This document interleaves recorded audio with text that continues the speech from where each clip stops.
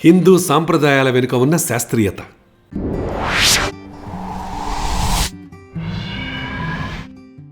హిందూ మతంలో పాటించే సాంప్రదాయాలు, ఆచారాలను మూఢనమ్మకాలుగా చాలామంది కొట్టిపారేస్తుంటారు. అయితే మన పూర్వీకులు ఈ ఆచారాల్ని శాస్త్రీయంగా ఆలోచించే మనకు అందుబాటులోకి తెచ్చారన్న విషయం మనకు సాధికారికంగా తెలుస్తుంది. శాస్త్రీయత, హేతుబద్ధత ఆధారంగా ఉన్నాయి కాబట్టే ఈ కట్టుబాట్లు, సాంప్రదాయాలు ఎవరెంత వ్యతిరేకించినా ఇప్పటికీ అనేక మంది విదేశీయులతో సహా అందరినీ ఆకర్షిస్తూ సమాజ గమనాన్ని నిర్దేశిస్తున్నాయి. సామాన్యులకు ఈ ఆచారాలు, సాంప్రదాయాలలో ఉన్న హేతుబద్ధత, శాస్త్రీయత అర్థం కానప్పటికీ వారు మాత్రం చెక్కు చెదరని విశ్వాసంతో వీటిని తరతరాలుగా కొనసాగిస్తున్నారు.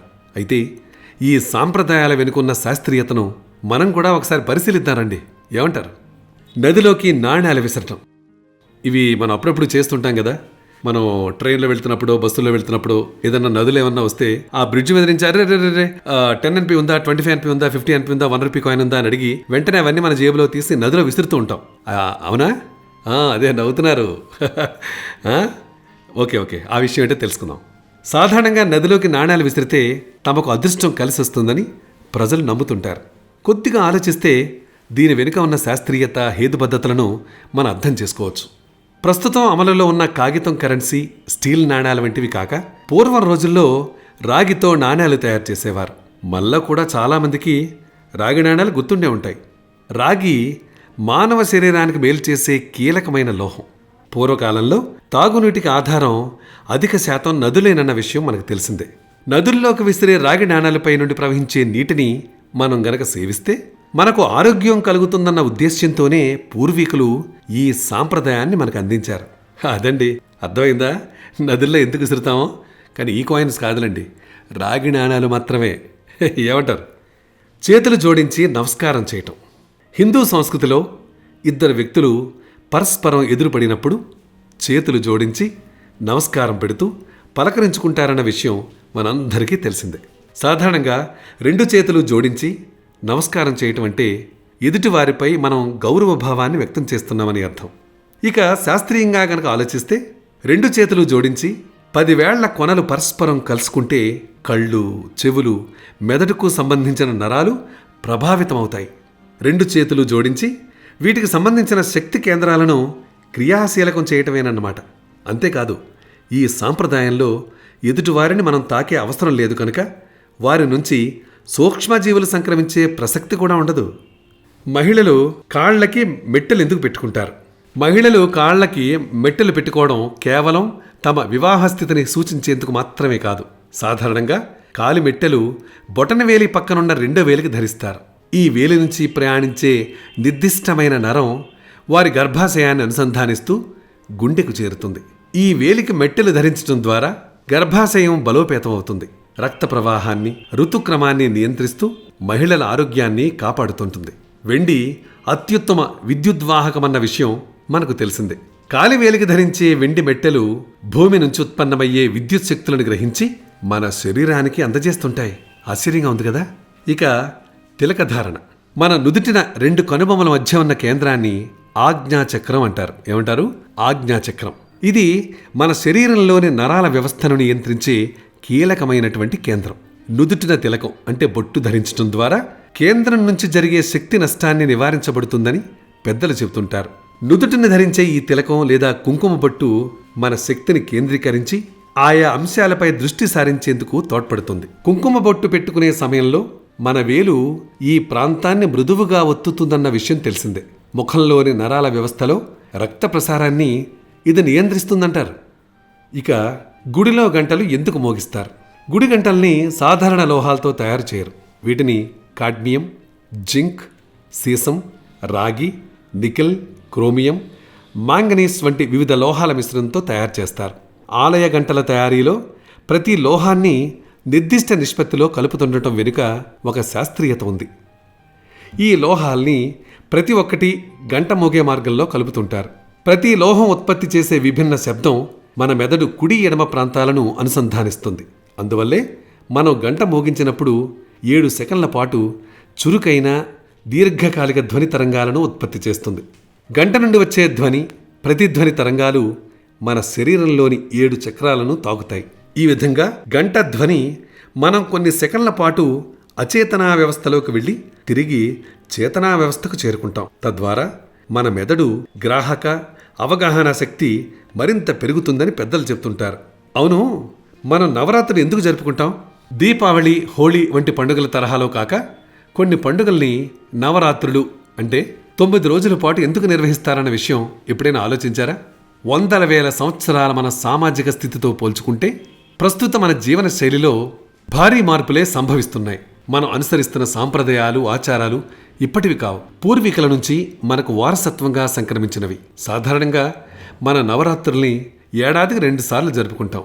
మొదట వచ్చేది వసంత నవరాత్రులు, తరువాత వచ్చేది శరన్నవరాత్రులు, అదే దసరా. ఈ 2 నవరాత్రుల సందర్భం ఒక్కటే, ఋతువుల మార్పు. చలికాలం చివరిలో వచ్చే శిశిర ఋతువులో ఆకులు రాల్చే వృక్షాలు ఉగాదితో ఆరంభమయ్యే వసంత ఋతువు కొత్త చిగురులు వేసి నవజీవనాన్ని ప్రారంభిస్తాయి. ఉగాది నుండి శ్రీరామనవమి వరకు వసంత నవరాత్రులు పాటిస్తాం. ఇదే విధంగా వర్షాకాలం ముగిసి చలికాలం ఆరంభమయ్యే శరదృతువులో శరన్నవరాత్రులు నిర్వహిస్తారు. ఈ కాలంలోనే దసరా పండుగని 9 రోజుల పాటు నిర్వహిస్తూ దసరా నవరాత్రి ఉత్సవాలుగా పిలుస్తుంటారు. ఈ కాలంలోనే భక్తి విశ్వాసాలు కలిగిన అనేక మంది ఉపవాసాలు, పూజలు, వ్రతాల వంటి కార్యక్రమాలు చేపడుతుంటారు. మరికొందరు తీర్థయాత్రలు చేస్తుంటారు. ఈ కాలంలో చేపట్టే ఈ కార్యక్రమాల ద్వారా శారీరక, మానసిక శుద్ధత ఏర్పడి ఆత్మవిశ్వాసం, స్వయం నిర్ణయ శక్తి పెంపొందుతాయి. ఒక రకంగా చెప్పాలంటే మారుతున్న కాలంలో ఎదురయ్యే సవాళ్లను ఎదుర్కొనేందుకు ఈ నవరాత్రులు మనల్ని మానసికంగా, శారీరకంగా సంసిద్ధులను చేస్తాయని చెప్పొచ్చు. మనం తులసి మొక్కను ఎందుకు పూజిస్తాం? హిందూ మతం తులసి మొక్కకు మాతృదేవత హోదానిచ్చింది. అందుకే తులసి మాత అని పిలుస్తుంటారు. అంతేకాదు, అతి పవిత్రమైన తులసి మొక్క మతపరంగా, ఆధ్యాత్మిక పరంగా అనేక ప్రాంతాల్లో పూజలు అందుకుంటోంది. మన ప్రాచీన ఋషులు ఈ తులసి మొక్క ఉపయోగాలు, ప్రయోజనాలను గ్రహించారు కాబట్టి దీనిని దేవతా వృక్షంగా వర్గీకరించి అందరిళ్లల్లోనూ పెంచి పూజించేలా ప్రోత్సహించారు. ఇది మానవాళికి సంజీవని వంటిది కాబట్టి మనం దీనిని ఇళ్లల్లో పెంచుకుని పూజిస్తున్నాం. తులసి మొక్కలో ప్రధానంగా వైద్య ప్రయోజనాలు అనేక ఉన్నాయి. ఇది అత్యద్భుతమైన యాంటీబయాటిక్. తులసిని టీ రూపంలో లేదా ఇతర రూపంలో ప్రతిరోజు తీసుకుంటూ ఉంటే అనేక వ్యాధుల్ని దూరం చేసి మన శరీర ఆరోగ్యాన్ని మెరుగుపరుస్తుంది. దీనికిలాగే పిప్పళ్ల వృక్షాన్ని ఎందుకు పూజిస్తున్నాం? పిప్పళ్ల వృక్షం సామాన్యుడికి నీడనిచ్చే చెట్టు. కేవలం నీడకు తప్ప మరెందుకు పనికిరాని ఈ చెట్టును మనం ఎందుకు పూజించాలి అంటే, పిప్పళ్ల వృక్ష ఫలాలు ఎటువంటి మధురమును అందించవు. దాని చెక్క సామాన్యుడికి పనికొచ్చేది కాదు. అయితే ఈ చెట్టు బహుశా ఇదొక్కటేనేమో మానవాళికి నిరంతరం ప్రాణవాయువును అందిస్తుంది. అందువల్లే ఈ వృక్షాన్ని రక్షించేందుకు మన పూర్వీకులు దీనికి దైవత్వాన్ని ఆపాదించారు. కారంతో ప్రారంభం, తీపితో ముగింపు. మనం అనుదినం తీసుకునే ఆహారాన్ని కారపు రుచితో ప్రారంభించి తీపితో ముగించాలన్న ఆచారాన్ని మన పెద్దలు అనుసరిస్తూ వచ్చారు. దీనికి ప్రధాన కారణం కారం తదితర రుచులు మన జీర్ణ వ్యవస్థకు ప్రేరేపకాలుగా ఉంటుండటమే. ముందుగా లోనికి వెళ్లిన ఈ రుచులు జీర్ణ వ్యవస్థను క్రియాశీలకం చేసి అవసరమైన ఆమ్లాలు ఉత్పత్తి అయ్యి జీర్ణక్రియను సజావుగా నడిపిస్తాయి. తీపి పదార్థాలు, కార్బోహైడ్రేట్ల వంటివి ఈ ప్రక్రియను మందగింపజేస్తాయి. అందుకే మన పెద్దలు ఇప్పుడు తీపి పదార్థాలను భోజనం చివరిలో తీసుకునే అలవాటు చేశారు. బహుశా ఎందుకేనేమో మనం ఎప్పుడైనా విందు భోజనానికి వెళ్ళినప్పుడు తీపి కలిగిన ఐస్ క్రీమ్ను చివరిలో ఆరగిస్తుంటాం, కాదంటారా? పురుషుడి తలపై శిఖ. సుశ్రుతుడు ఆయుర్వేద వైద్యంలో తొలి శస్త్రచికిత్సా నిపుణుడన్న విషయం మనకు తెలిసిందే. మానవ శరీరంలో తలపై ఉన్న నిర్దిష్ట ప్రాంతాన్ని మర్మాధిపతిగా ఆయన పిలిచేవాడు. ఈ ప్రాంతంలో శరీరంలోని నాడులన్నీ ముడిపడి ఉండటమే ఇందుకు కారణం. ఈ ప్రాంతాన్ని శిఖ రక్షిస్తుంటుంది. తల మెదడు భాగానికి కొద్ది కిందగా ఏర్పాటు చేసే ఈ శిఖ కిందే శరీర క్రింది ప్రాంతం నుండి వచ్చే సుషుమ్న నాడీ వ్యవస్థతో కూడిన బ్రహ్మరంధ్రం ఉంటుందట. యోగ శాస్త్రంలో బ్రహ్మరంధ్రం అత్యున్నతమైన 7వ చక్రం. ఇది మానసిక ధైర్యానికి ప్రతీక. తలపై ఏర్పాటు చేసే శిఖ ఈ బ్రహ్మరంధ్రాన్ని కాపాడుతూ మన శరీరంలోని ఓజస్సు అనే శక్తిని అన్ని ప్రాంతాలకు పంపి తేజోవంతం చేస్తుందని పెద్దలు చెబుతుంటారు. చేతులకు గోరింటాకు, మెహందీ ఎందుకు పెట్టుకుంటాం?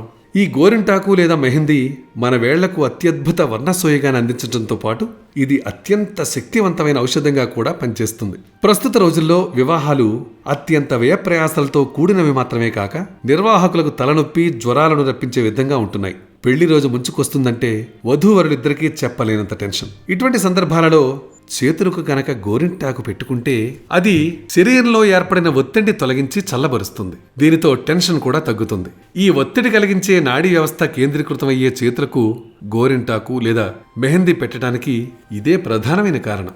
దీపావళి పండుగ సాధారణంగా అక్టోబర్ నవంబర్ నెలల్లో వస్తుంటుంది. ఈ పండుగతోనే వర్షాకాలానికి తెరపడి చలికాలం ప్రారంభమవుతుంది. వర్షాకాలంలో వాతావరణంలోనూ మన శరీరంలోనూ ఏర్పడే మార్పులు అనేక వ్యాధులకు కారణాలవుతాయి. దీనికి తోడు ఈ సీజన్లో సూక్ష్మజీవులతో వాతావరణం కొంత కలుషితమవుతుంది కూడా. అందువల్లే ఈ సీజన్లో ప్రతి ఒక్కరూ తమ ఇంటిని శుభ్రపరచుకోవటం, మరింత అందంగా అలంకరించుకోవటం వంటి కార్యక్రమాలు చేపడుతుంటారు. వేసవిలో ధరించిన పల్చటి దుస్తుల స్థానంలో చలి నుండి మనల్ని కాపాడే వెచ్చటి దుస్తులు ఈ సీజన్లోనే వినియోగంలోకి వస్తాయి. ఇక నేలపై కూర్చుని భోజనం చేయటం, అమ్మో కొంచెం కష్టమే కదా. మరి కూర్చుంటే ఏం ప్రయోజనమో చూద్దాం. మనం సాధారణంగా నేలపై సుఖాసనంలో కూర్చొని భోజనం చేస్తుంటాం. ఇది కేవలం నేలపై కూర్చొని భోజనం చేయటానికి మాత్రమే కాదు. సుఖాసనం అన్నది యోగాసనంలో ఉపయోగించే ఒక భంగిమ. ఈ భంగిమ జీర్ణక్రియను మెరుగుపరచటంలో సహాయపడుతుంది. అంతేకాదు మనం తినే ఆహారం కూడా సులభంగా జీర్ణమవుతుంది. ఇక పడుకునేటప్పుడు ఉత్తర దిక్కుకు తలపెట్టి నిద్రించవద్దంటారు. ఎందుకు? దక్షిణ దిక్కు మృత్యుదేవతకు ఆవాసమని, అందువల్లే దక్షిణ దిక్కును చూస్తూ ఉత్తర దిక్కును తలపెట్టి నిద్రించవద్దని మన పెద్దలు చెబుతుంటారు. పెద్దలు చెప్పే ఈ నమ్మకాన్ని పక్కన పెడితే మన శరీర అయస్కాంత క్షేత్రం మన శరీరంలోని రక్త ప్రసరణను నియంత్రిస్తుందన్న విషయం తెలిసిందే. మన శరీరం కన్నా అతిపెద్ద అయస్కాంత క్షేత్రం భూమి. భూమి ఆకర్షక శక్తి అత్యధిక ప్రభావవంతమైంది. మనం ఉత్తర దిక్కుకు తలపెట్టి నిద్రించినప్పుడు భూమి ఆకర్షణ శక్తికి పూర్తి భిన్నమైన భంగిమలో మన శరీరం ఉంటుంది. ఇది మనకు ఆరోగ్య సమస్యలకు కారణమవుతుంది. మన శరీరంలోని రక్త ప్రసరణ వ్యవస్థపై తీవ్ర ఒత్తిడి ఏర్పడుతుంది. దీంతో అయస్కాంత క్షేత్రాల మధ్య ఏర్పడే వికర్షక బలాన్ని అధిగమించి శరీరంలో రక్త ప్రసరణ సాఫీగా నిర్వహించడం కోసం మన గుండె మరింత శ్రమించాల్సి ఉంటుంది. అంతేకాక మనం ఉత్తర దిక్కుకు తలపెట్టి నిద్రించే భంగిమలో మన రక్తంలో ఉండే ఇనుప ధాతువు మన రక్త ప్రసారంతో పాటు మెదడులోకి చేరి కూడుకొడుతుంది. ఫలితంగానే మనకు తలనొప్పి, అల్జీమర్స్, జ్ఞాపక శక్తి తగ్గటం, పార్కిన్సన్ వంటి ఆరోగ్య సమస్యలు తలెత్తుతాయి. ఇక సూర్య నమస్కారాలు ఎందుకు పెడతాం? హిందువులు సూర్య భగవానుడిని ప్రత్యక్ష దైవంగా ఆరాధిస్తారు. ప్రతిరోజు నీటితో ఆయనకు అర్ఘ్యం సమర్పించి ప్రార్థిస్తుంటారు.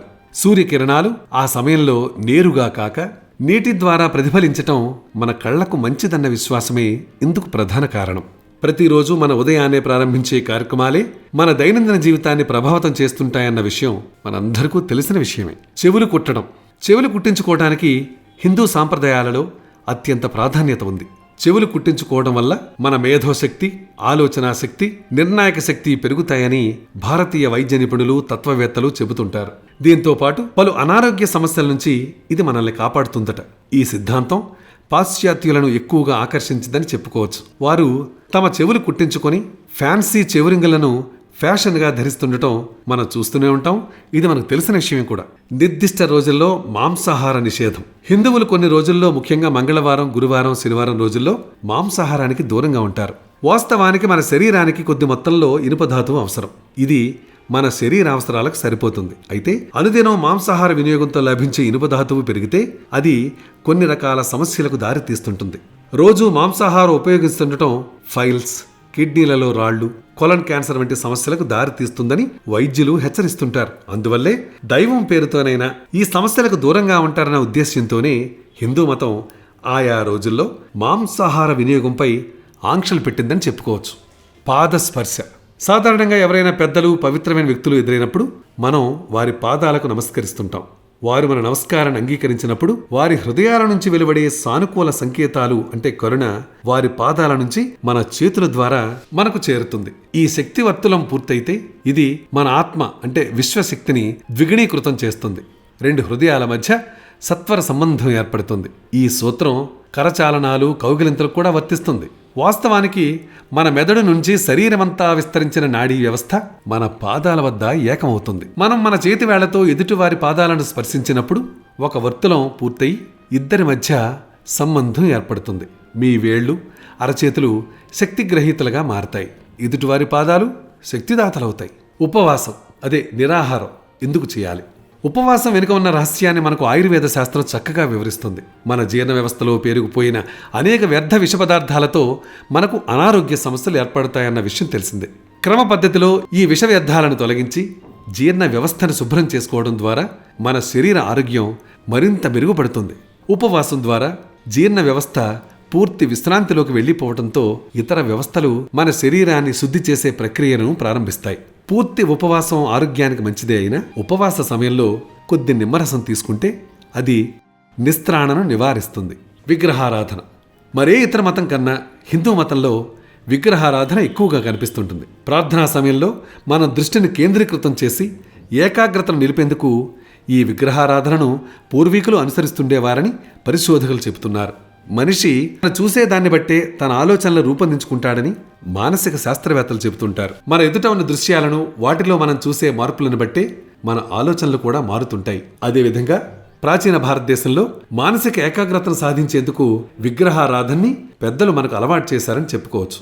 తులసి ఆకుల్ని ఎందుకు పంటితో నమలకూడదు? తులసి విష్ణుమూర్తి భార్య అన్న విషయం మనకు తెలిసిందే. అందువల్ల తులసి ఆకుల్ని నమలటం ఆమెను అగౌరవపరచటమే అంటారు. అయితే వృక్ష శాస్త్రవేత్తల కథనాల ప్రకారం తులసి ఆకుల్లో పాదరస ధాతువు ఎక్కువగా ఉంటుందని తెలుస్తోంది. ఈ ముడి పాదరస ధాతువును నేరుగా పళ్లకు తగిలిస్తే అవి వెంటనే ఊడిపోతాయి. అందుకే హిందూ మతంలో తులసి ఆకుల్ని నమిలి మింగకుండా తులసి రసాన్ని ఆస్వాదిస్తుంటారు. ఇక సంక్రాంతి సమయంలో నువ్వులుండలు ఎందుకు తింటారు? నువ్వులు, బెల్లం కలిపి తయారు చేసే నువ్వుండలు సంక్రాంతి సమయంలో మనందరికీ చిరపరిచితవే. ముఖ్యంగా మహారాష్ట్ర ప్రాంతంలో ఈ ఆచారం ఎక్కువగా కనిపిస్తుంటుంది. తెలుగు రాష్ట్రాల్లో మనకు నువ్వులు అద్దిన అరిసెలు ఆ సమయంలో అందుబాటులో ఉంటాయి. సంక్రాంతి పండుగ చలికాల మధ్యలో వచ్చే పండుగ. వాతావరణంలో చలి ఎక్కువగా ఉండే ఆ సమయంలో శరీరానికి కొంతమేర వేడి అవసరం. ఈ ఉష్ణాన్ని అందించే గుణం నువ్వుల్లో ఎక్కువగా ఉందని ఆయుర్వేద శాస్త్రం చెబుతోంది. ముడి నువ్వులతో వచ్చే ప్రయోజనాలే నువ్వుండలు లేదా అరిసెలు తిన్నప్పుడు మనకు లభిస్తాయి. ముఖ్యంగా చలికాలంలో పక్కలు తెరిపే చిన్నారులకి ఈ నువ్వుండలు అందిస్తే ఆ సమస్యను తేలిగ్గా అధిగమించొచ్చండోయ్. ఇక స్త్రీలు గాజులు ఎందుకు ధరిస్తారు? సాధారణంగా మనందరికీ ముంజేతి భాగం ఎక్కువగా చురుగ్గా పనిచేస్తుంటుంది. అంతేకాదు, ఏదైనా వ్యాధి నిర్ధారణకు వైద్యులు ఈ భాగంలోనే నాడీ పరీక్ష చేయటం మనకు తెలిసిన విషయమే. మహిళలు వినియోగించే గాజులు ముంజేతులపై ఎక్కువగా కదలాడుతూ రక్త ప్రసరణ వ్యవస్థను నియంత్రిస్తుంటాయి. అంతేకాదు, బహిశ్చర్మం నుంచి ప్రసారమయ్యే విద్యుత్ తరంగాలను ఈ గాజులు గ్రహించి తిరిగి మన శరీరంలోకి పంపుతాయి. ఇవండి హిందూ మతం అనుసరించే ఆచారాలు, సాంప్రదాయాల వెనుక ఉన్న శాస్త్రీయమైన అంశాలు. చూసారా ఎంత ఆసక్తికరంగా, అద్భుతంగా ఉన్నాయో? ఇలాంటి విషయాలు ఇంకా మీరు తెలుసుకోవాలి అనుకుంటే మీరు చేయాల్సిందల్లా వెరీ సింపుల్. మా ఛానల్ని సబ్స్క్రైబ్ చేసుకోండి. అనేక అంశాలని తెలుసుకోండి. అంతేకాదు, దాంతోపాటు మీ సలహాలు, సూచనలు కూడా మాకు పంపించండి. ఏమంటారు?